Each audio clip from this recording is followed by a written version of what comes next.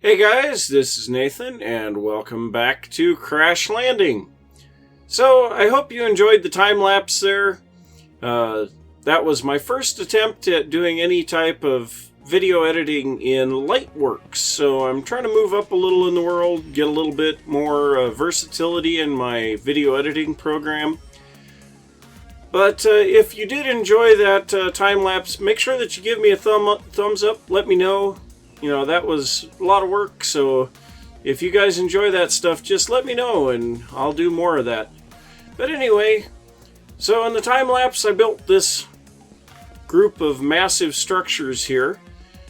And if you can't tell from this back here, this is a reactor complex. So we have our reactor buildings here on the side, and a control center here, and our cooling tower in the back.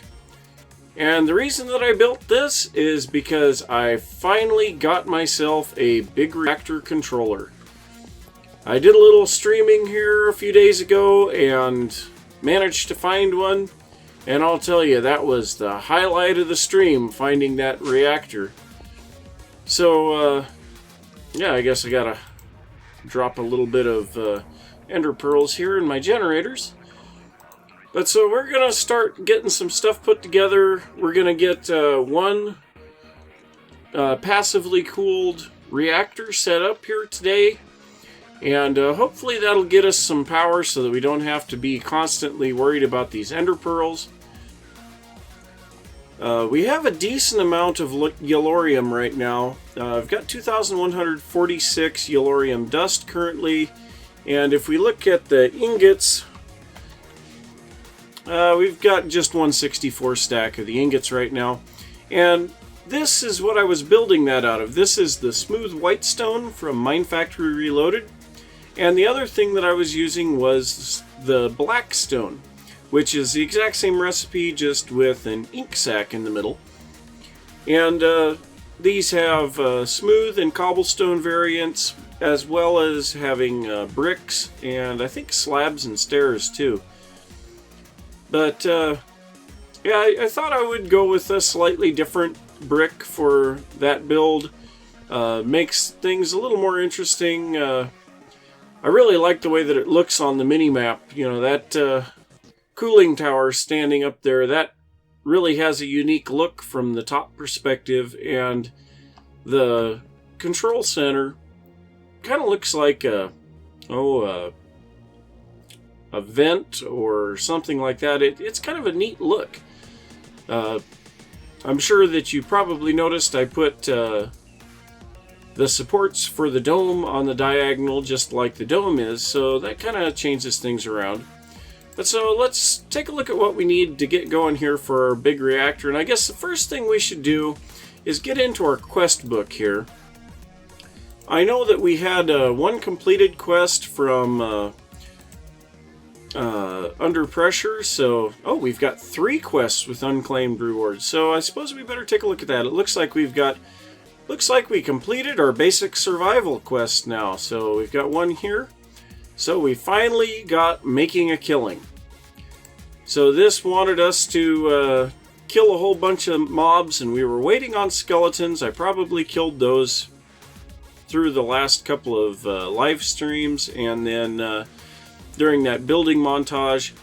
So yeah, we got all of that taken care of. Now this is going to give us the spammer launcher and the tracking self-propelled anti-material rocket. And then we get to choose one of these: an Alumite sword blade, a machine frame, or a sync core. And the machine frames, I'm making quite a few of those now, so that's no big deal. These sync cores, they're pretty complicated, so I think I'm going to take that. And we'll go ahead and take that reward. And let's go ahead and see what else we got. So everything is completed here. That is nice. So now, Under Pressure, we have one quest with an unclaimed reward here as well.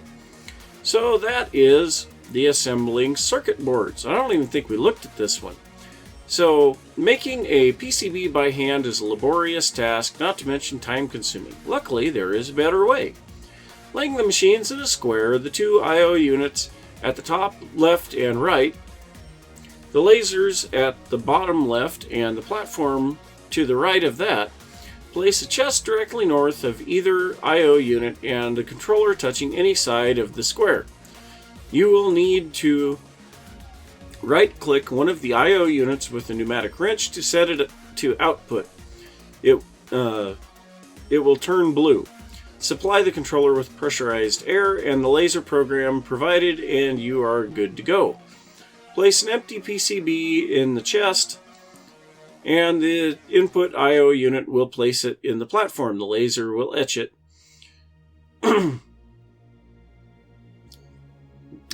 And the output I/O unit will put it back in the chest. No need for the UV light box nor etching acid.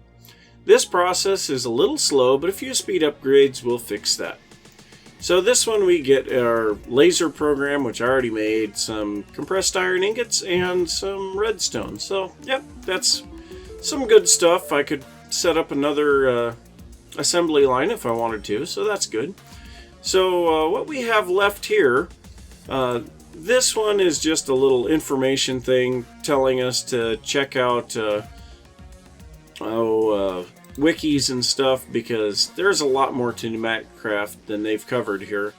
And then we still have the upgraded one to do. We still need to make this machine upgrade for security, and then we'll be able to take one of these, and I'm sure that we'll take the speed upgrade when we do that, because the others, they just really aren't all that important. I mean, the item search one would be good for the helmet, but I don't think it's really all that important. So let's see what else we've got here. So it's not in the salvage operation. I thought it said we had... Oh, well, we've got creating life. Ah, the 1-up. So you only have one life. You die, and that is that. Or is it? With a bit of work and some effort, you can give yourself a second chance if the worst happens. Or even a third or a fourth. Note, important. Due to an interaction between Sync and Enviromine, you must save and exit your game directly after you sync to a shell. Otherwise, Enviromine loses track of your temperature and heat. Failing to do so could lead to bad things happening. Again, a save and exit, and then coming right back in fixes the problem. I will not be responsible for any negative consequences if you ignore this warning. Yes, I know the item is invisible. It is a shell constructor. HQM does this for some items. A shell constructor is your first step to life after death. It will require you to sacrifice some of your precious water to get the raw materials for its construction, but the end result is worth it. Once built, it will need power to function. It will also need a sample of your DNA. Right-click with an empty hand will do the trick. Be careful though, it will hurt a little. So we needed to make the constructor and then the storage. Once you have created a new shell, you need some place to store it for future use. While you can leave it in the constructor until you die, that leaves you vulnerable until the constructor builds you a new shell. Shell storage is a better solution. Simply supply it with a redstone signal and of some sort, a lever works, and it is ready to use. Walk in and you can sync to any available shells. Note, inventory, health, hunger, heat, and hydration are not shared between shells. Plan accordingly. Also, if a shell storage loses its redstone signal, the shell it is storing will be lost, along with its inventory. So, yep, we took care of that quite a while ago, so we get a leadstone energy cell. Ooh! And a camel pack. Boy, those are some impressive rewards. So, I suppose I better get some water on here real quick. That's the wrong... No, well, I've got a full... Oh, that quest just gave it to me, that's right.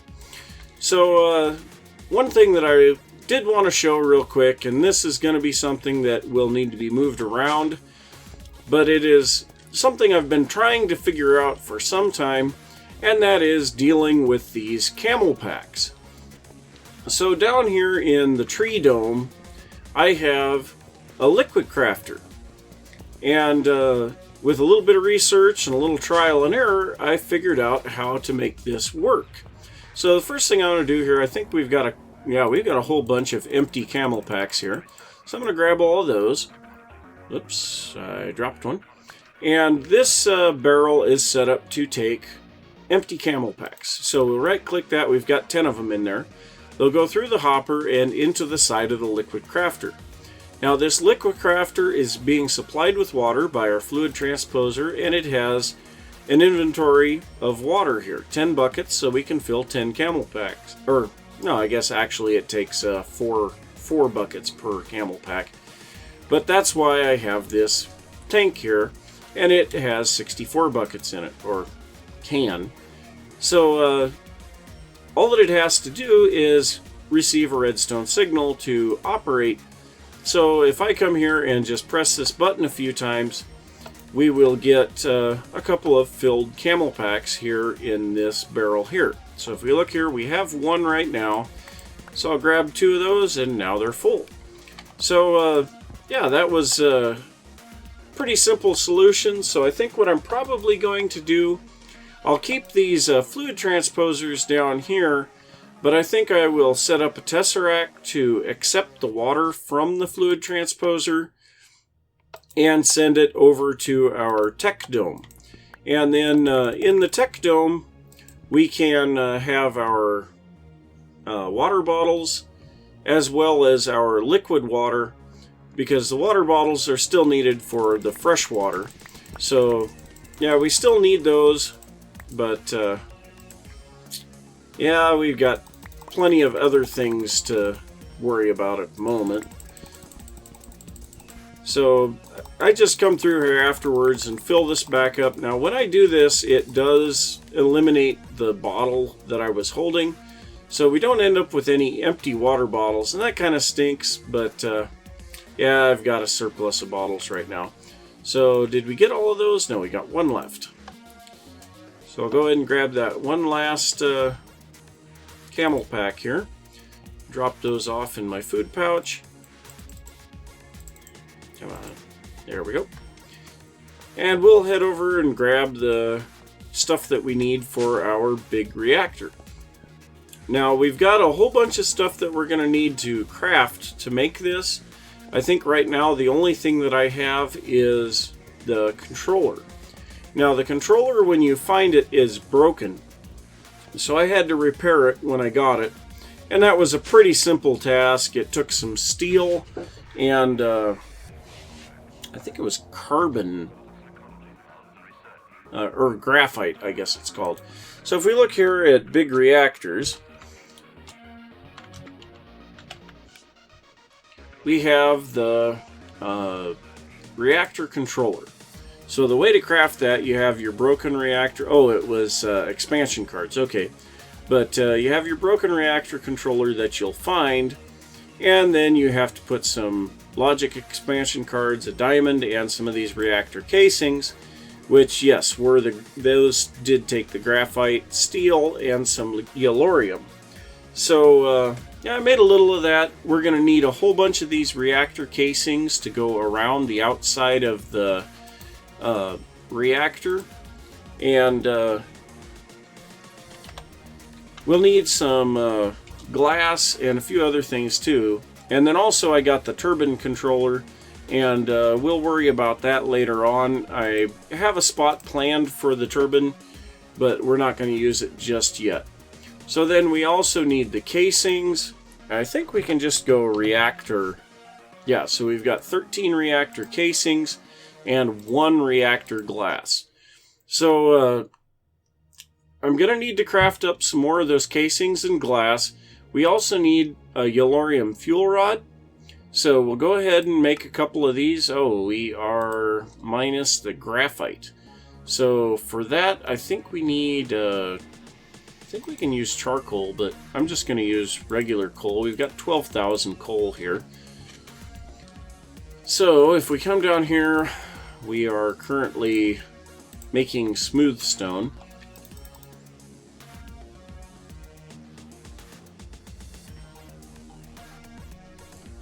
Sorry, I had an emergency mute there. Had to sneeze. So, guess we can drop off a couple of these things. We're not going to be using that spammer anytime soon, so we'll just go ahead and get rid of that. So we're just waiting on the graphite bars. Now I did set up an import bus on the back of this redstone furnace, so that stuff automatically gets pulled into the ME system, and that's kind of nice. So we've got a little bit of graphite there already. Now unfortunately my drive system is almost full, and I upgraded a couple more of these drives. I've got 5 of them now at 16K, and we're running out of space again. So yeah, we're gonna have to address that here soon. And I wanted to take a look here. Yeah, we're still smelting ores. So during all of the building process and searching and everything, the system was running through cobblestone and sieving it, and then turning all of the ore pieces into the respective stuff.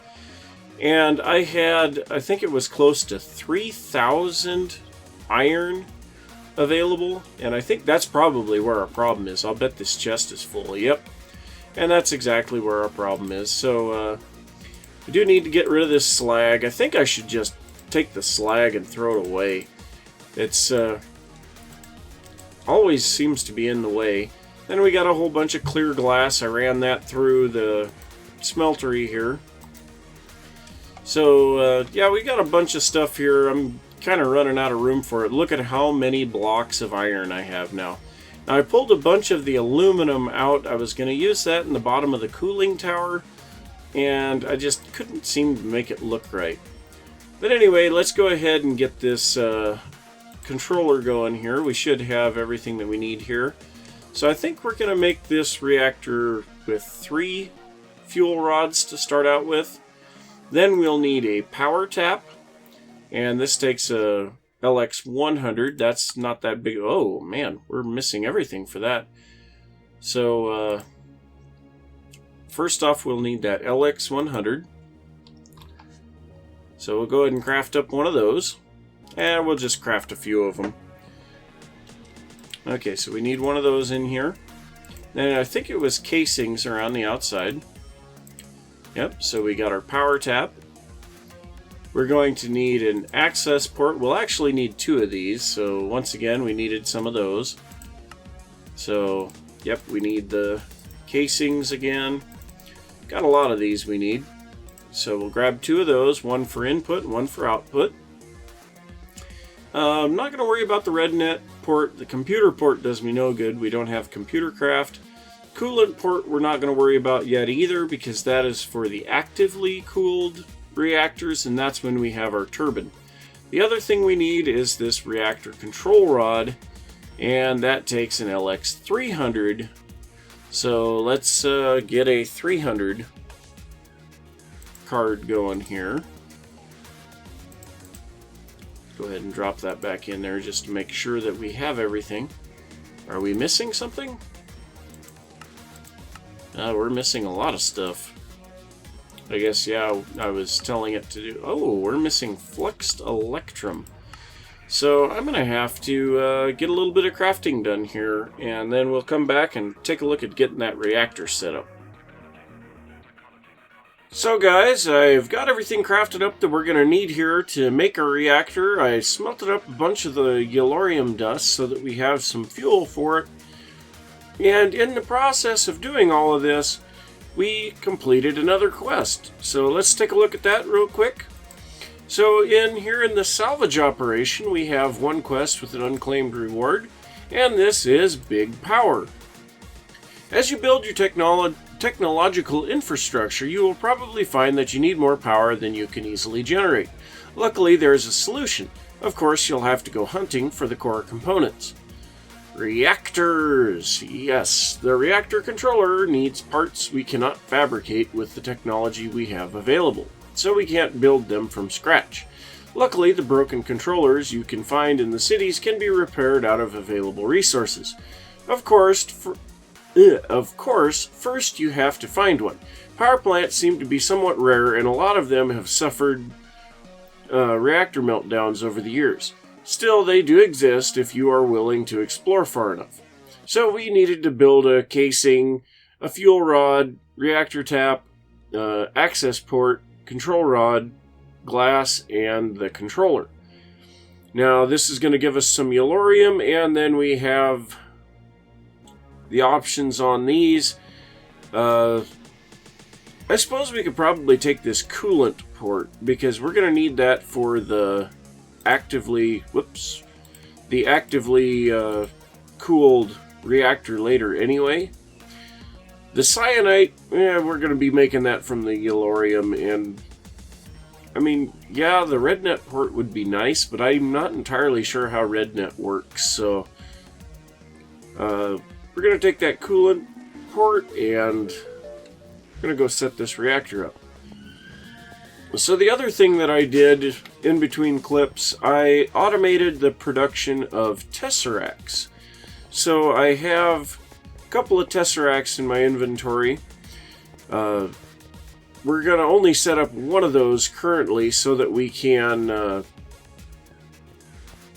pull the power off of this reactor.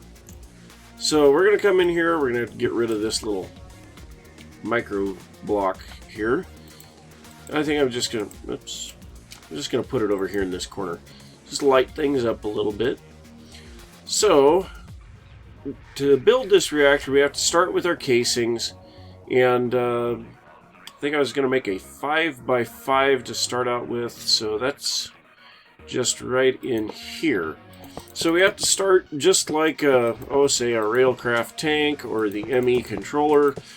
The same thing that a lot of these multi-block structures take. You make a ring around the outside of some type of a border material, and then you make it into a cube. So I'm going to do that. Then what we have to do is fill in the sides with some type of material, and we can put all of our various objects that will interact with the multi-block into the sides. So now here we're going to go around the outside of this with our reactor glass, and we are going to put the control rod here in the top. And I am not entirely sure that I have enough of these. So now we go around the side here, and I'm going to put the power tap back there. Here on this side, we're going to have one input port, or I can't remember what the things are called now. So one thing about these is the material has a connected texture, so it does look pretty nice at least. So yeah, I guess I do have enough here. And then here in the front we'll put the controller. But before we do that, I need to put in my fuel rods. So we put those straight in the center, right underneath the controller. Now we're going to put in the last little bit of glass here. Then we need our controller. We need an access port here and here. And then we need our power tap back here on the back. Now that should have completed the multi-block. And we have an offline reactor. So before I do anything here, I'm going to take a tesseract and set it up directly on the port. So first things first, we are going to set this to the ME items in for the moment, because that is a power frequency as well. We're going to set that frequency. We're going to set this to send energy only and block everything else, because we don't want anything going into that reactor. Here we are going to set this one to outlet mode, and the other one is on inlet mode, so we're going to go ahead and dump some Yellorium in there, and you can see already we are full. Now we have no coolant in this thing, and I'm probably going to fill it up with gelid cryothium for coolant, but that's going to take quite a bit of automation and crafting to make that, because cryothium sinks. So we need 24 buckets of it in here, so it's gonna take a little bit to get that all set up. So now if we turn this thing on, we will activate our reactor and we'll see it will start coming up, and look at how much power we're making just without doing much of anything. So this is being pumped into our power network. Now if we get this cooled down, we will decrease the amount of fuel that we are burning, and I think it will also increase the energy output. So for now, I'm just going to let this run for a little bit, let its internal power buffer build up, and actually here, let me turn off NEI. So we've got a 10 million RF buffer in this thing. So that'll be nice, get a little bit of extra power here. And yeah, I can start cleaning up some of my power systems, and we will convert almost fully over to this big reactor power. And yeah, I'll see where we're at on the episode, and I will be right back. Well guys, we are out of time for today, and I just want to say thanks for watching. If you enjoyed the episode, don't forget to give a thumbs up. If you're new to the channel, don't forget to subscribe. And yeah, we got some good progress today, and hopefully we can continue that into the next episode. And I will see you next time. Bye!